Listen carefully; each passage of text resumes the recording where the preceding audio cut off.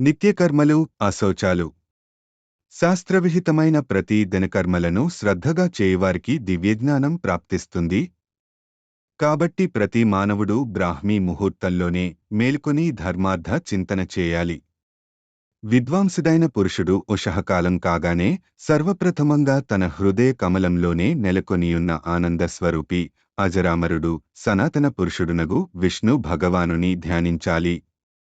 తరువాత యథావిధిగా శౌచాదిక్రియలను చేసుకొని పవిత్ర నదిలో స్నానం చేయాలి.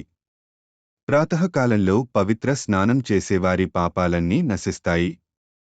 ఈ స్నానము లౌకిక, పారలౌకిక ఫలాలు రెండింటినీ ప్రాప్తింపజేస్తుంది. రాత్రి సుఖంగా నిద్రించేవారికి తెలియకుండానే కొన్ని అపవిత్రతలు, అశుచులు కలుగుతాయి. అందుచేత పొద్దున్నే స్నానం చేశాకనే సంధ్యావందనాది ధార్మిక కృత్యాలను మొదలుపెట్టాలి. స్నానం ప్రాతఃకాలంలోనే చేయడం వల్ల లక్ష్మి, సమస్త విఘ్న, అనిష్టకారిణి అయిన కాలకర్ణియను శక్తి, దుఃస్వప్న కారణంగా కలిగే చింతలు, పాపాలు కడుక్కుపోతాయి. నిజానికి స్నానం లేని కార్యమేదీ ప్రశస్తం కాదు. అశక్తులు తలపై నీరు పోసుకోకుండానే స్నానం చేయవచ్చు. లేదా తడిగుడ్డతో శరీరాన్ని తుడుచుకోవచ్చు. దీనిని కాయిక స్నానమంటారు. బ్రాహ్మ, ఆగ్నేయ, వాయవ్య, దివ్య, వారుణ, యౌగిక భేదములతో స్నానములారు రకములు. ఏది చేయడానికి తనకధికారముందో దాన్ని మానవులు చేయాలి. మంత్రసహితంగా చేసి కుశదర్భల ద్వారా నీటి బిందువులను తొలగించుకొనేది బ్రాహ్మస్నానము. శిరస్సు నుండి సిరిపాదము దాకా యథావిధానంగా భస్మంతో అన్ని అంగాలను మెత్తుకొనేది ఆగ్నేయ స్నానం. ఇలాగే గోధూడిచే మొత్తం శరీరాన్ని పవిత్రం చేసుకొనేది వాయవ్య స్నానం. ఇది ఉత్తమ స్నానంగా పరిగణింపబడుతోంది. ఎండ ఉండగానే వర్షం కురిస్తే ఆ నీటిలో చేయగలిగే అరుదైన స్నానం దివ్యస్నానం. సాధారణ జలాలతో చేసేది వారుణ స్నానం. యోగం ద్వారా హరి యొక్క చింతనం చేయడం యౌగిక స్నానం. దీనినే మానస, ఆత్మవేదనమంటారు. బ్రహ్మకార అఖండ చిత్తవృత్తి అని బ్రహ్మవాదులందరిచేత సేవింపబడేది కావున దీనినే ఆత్మతీర్థమని కూడా అంటారు. తీర్థమంటే స్నానమని అర్థముంది. స్నానానికి పూర్వం పాలుగారే చెట్టు నుండి గాని, మాలతి, ఉత్తరేను, మారేడు గన్నేరు కర్ర నుండి గాని తీసిన పలుదోము పుల్లతో ఉత్తరం వైపుగాని, తూర్పువైపుగాని తిరిగి పవిత్ర స్థలంలో కూర్చొని పళ్ళు తోముకోవాలి. ఆ తరువాత ఆ పుల్లను శుభ్రంగా కడిగి పవిత్ర స్థానంలో ప్రవేయాలి. తరువాత స్నానం చేసి దేవతలకు, ఋషులకు, పితృగణాలకు విధిప్తంగా తర్పణాతివ్వాలి. శాస్త్ర ప్రకారం స్నానానికి కూడా సంధ్యోపాసనకులాగే అంగభూత ఆచమనం చేయాలి. సంధ్యోపాసనలో అంగరూపంలోనే కుశోదక బిందువులతో ఆపోహిష్ఠ, మున్నగు వారుణ మంత్రాలను, సావిత్రి మంత్రాన్ని జపిస్తూ ఒళ్ళు తుడుచుకోవాలి. ఇదే క్రమంలో ఓంకారాన్ని భువః భువః స్వః అనడి వ్యాహృతులను జోడించి గాయత్రిని జపించి సూర్యభగవానునికి అర్ఘ్యమివ్వాలి. సంధ్యవార్చని ద్విజుడు అపవిత్రుడి క్రిందే లెక్క. ప్రాంగ్ముఖం సతతం విప్ర సంధ్యోపాసనమాచరేత్. సంధ్యాహీనో శుచిర్నిత్య మనర్హః సర్వకర్మసు. యదన్యత్కురుతే కించి న తస్య ఫలభాగ్ భవేత్. అనన్యచేతసః సంతో బ్రాహ్మణా వేదప్రగాః. ఉపాస్య విధివత్సంధ్యాం ప్రాప్తాః పూర్వపరాంగతిం.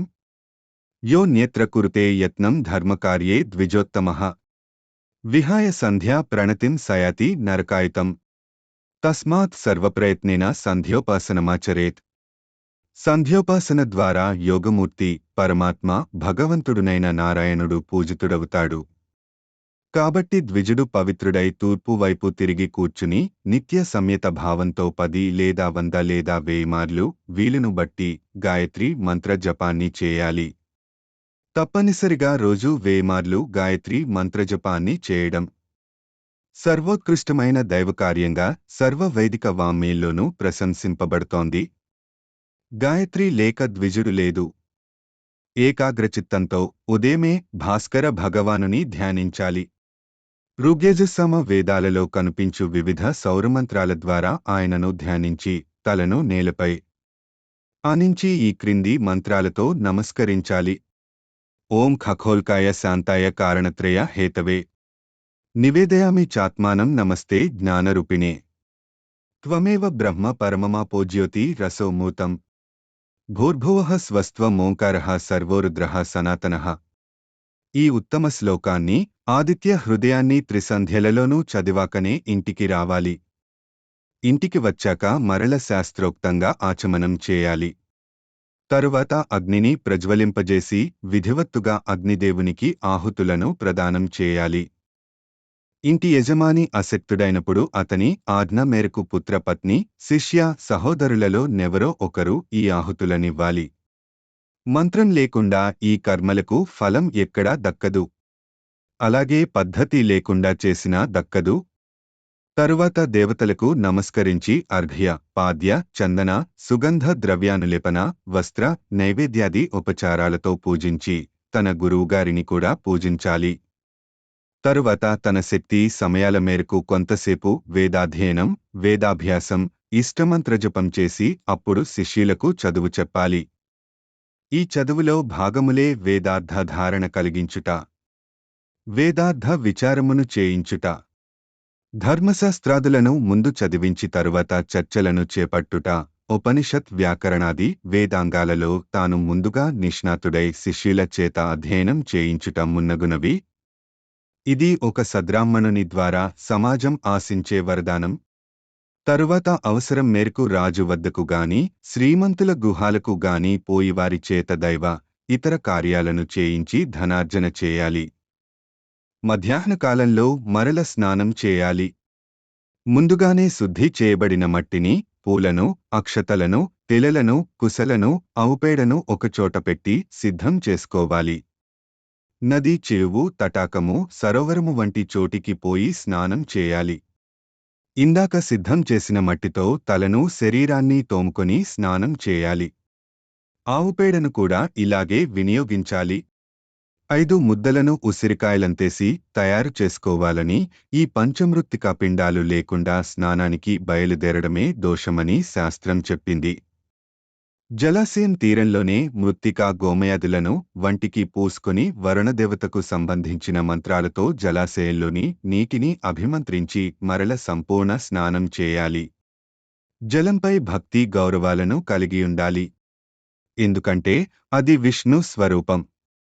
ప్రణవస్వరూపుడైన సూర్యుని దర్శిస్తూ 3 మార్లు జలంలో మునకలు వేయడంతో స్నానం సంపూర్ణమవుతుంది.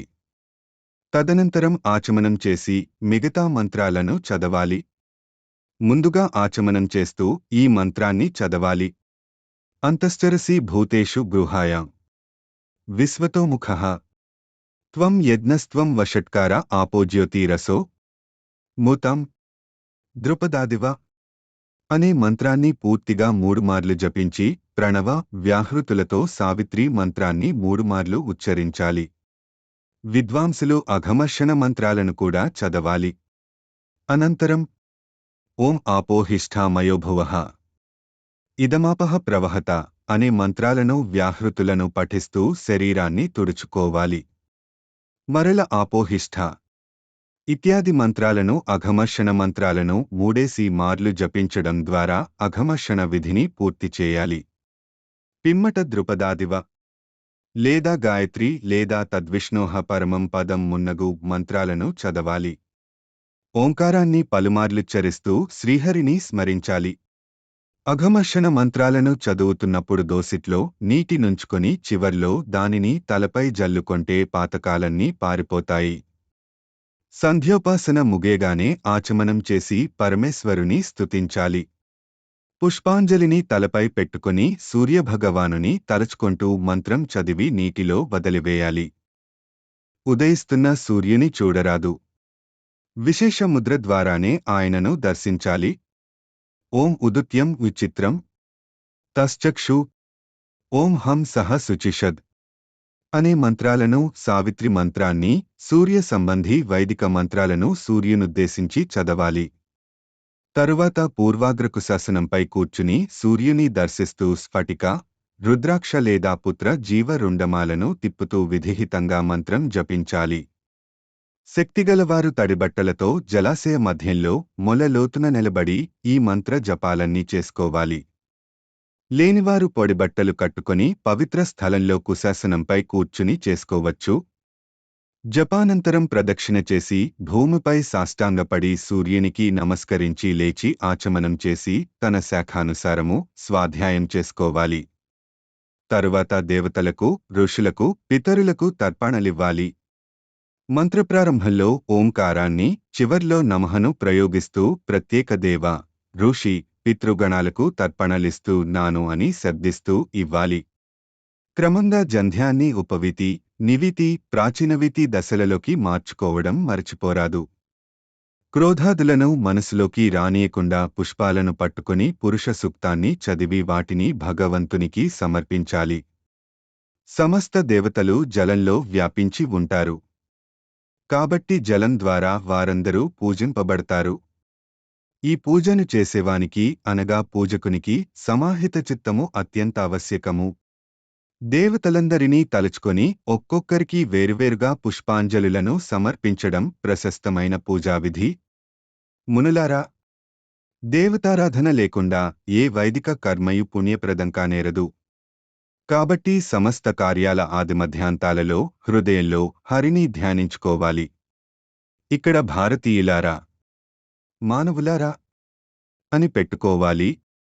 ఎందుకంటే విష్ణువు, బ్రహ్మ, సూతమహర్షి బోధించినది శివాదిదేవతలకు, వ్యాసునికి, సౌనకాది మహామునులకు కాదు. వారి ద్వారా మనకి ఓం తద్విష్ణోరితి అనే మంత్రాన్ని, పురుష సూక్తాన్ని మనసులో అనుకుంటూనే ఉండాలి. శరణాగతి చేస్తూనే ఉండాలి. విష్ణువు పట్ల అనురక్చిత్తుడు, శాంతస్వభావుడునైన భక్తుడు తద్విష్ణో అప్రేతే ససిరాహ అనే మంత్రాలతో పూలనభిమంత్రించి విష్ణువుకి సమర్పించాలి. పంచేజాలను ఆ దేవదేవుని కంకితంగా నిర్వర్తించాలి. వైశ్యదేవమే దేవయజ్ఞం. కాకి మున్నగు ప్రాణులకు బలులిచ్చేది భూతయజ్ఞం. బిచ్చగాళ్లకు ఇంటి వెలుపల అన్నం పెట్టాలి. పితృదేవతలు ప్రీతి చెందాలంటే వారినుద్దేశించి ప్రతిరోజూ ఒక బ్రాహ్మణునికి భోజనం పెట్టాలి. పితరులకు నిత్యం చేసే శ్రాద్ధకర్మనే పితృయజ్ఞమంటారు. ఇది ఉత్తమ గతులను ప్రాప్తింపజేస్తుంది. తరువాత బంధువులతో కలిసి మౌనంగా భోంచెయ్యాలి. ఎట్టి పరిస్థితుల్లోనూ అన్నాన్ని నిందించరాదు. మునులారా, ఈ పంచేజాలు చేయకుండా అన్నం తినేసే మూఢాత్ముడు వచ్చే జన్మలో పక్షి కడుపున పొడతాడు. ప్రతిదినము యథాశక్తి వేదాభ్యాసము, పంచేజ్ఞాలు చేసే వారి పాపాలన్నీ శీఘ్రమే పటాపంచలైపోతాయి. మోహం వల్లగాని బద్ధకం చేతగాని దేవతార్చన చేయకుండానే అన్నం తినేసేవాడు కష్టదాయకమైన నరకల్లో పడి ఆ తరువాత పంది కడుపున పొడతాడు. ఇక అశౌచమనగా అపవిత్రము. అపవిత్రము నిత్య పాపవర్ధకము. అపవిత్ర వ్యక్తుల సంసర్గం అశౌచాన్ని తెస్తుంది. వారిని త్యజిస్తే మానవుడు పవిత్రుడవుతాడు. విద్వాంసులైన బ్రాహ్మణులు మైలపట్టిన 10 దినాలను అశౌచంగానే పరిగణిస్తారు. ఇవి జనన, మృత్యువుల కారణంగా ఏర్పడతాయి. మైల నుండి క్షత్రియులు 12 దినాలకు, వైశ్యులు 15 రోజులకు, శూద్రులైతే 1 నెలకి శుద్ధులవుతారు. ఎందుకంటే వారికి క్రమంగా అన్నేసి రోజులు అశుచి ఉంటుంది. సన్యాసులకు మైల అంటదు, అశౌచముండదు. గర్భస్రావం జరిగిన ఇంట్లో అది ఎన్ని నెలలకు జరిగిందో అన్ని రాత్రుల పాటు అశౌచముంటుంది. దేవేజ్ఞ, భూతయజ్ఞ, పితృయజ్ఞ, మానుషయజ్ఞ, బ్రహ్మయజ్ఞాలు, పంచేజ్ఞాలు. అధ్యాయం 50.